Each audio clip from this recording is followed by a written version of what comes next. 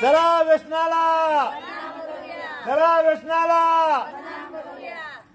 मतदाराला द्याल दारू, तर उमेदवाराला फुले मारो, मतदाराला द्याल दारू, तर मतदाराला द्याल दारू।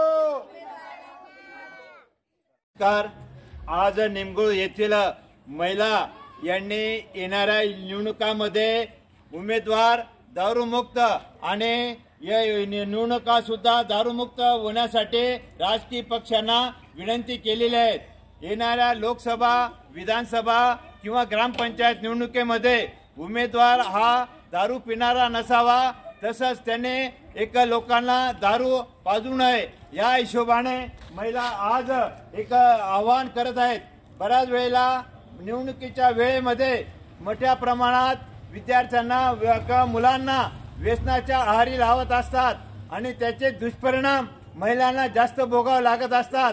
काय त्यामुळे मोठमोठे आजार निर्माण होत असतात किंवा घरात भांडणं होतात किंवा बऱ्याच वेळेला एका संशय वृत्ती निर्माण होत असते किंवा बऱ्याच वेळेला आत्महत्यासारखे प्रसंग मनामध्ये निर्माण होत असतात आणि ही किंमत महिलांना जास्त भोगावी लागत असते।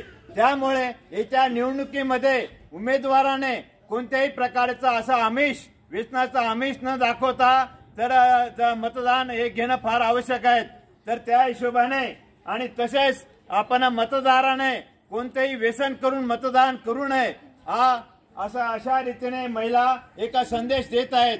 जर उमेदवाराने मतदाराला दारू पाजली तर आम्ही उमेदवाराला फुली मारू असा संदेश सुद्धा महिला आमच्या निमगुळच्या महिला देत आहेत आणि हा संदेश खूप महत्त्वाचा आहे। व्यसनमुक्त समाज निर्माण करण्यासाठी एक सर्व राजकीय पक्षांना हा संदेश महत्त्वाचा घेऊन येणाऱ्या निवडणुकीमध्ये अशा कोणत्याही प्रकारचा आमिष दाखवू नये, त्यामुळे आपला समाज हा व्यसनमुक्त होईल अशी आशा व्यक्त करतो। पुनश्च मी महिलांचं अभिनंदन करतो आणि थांबतो।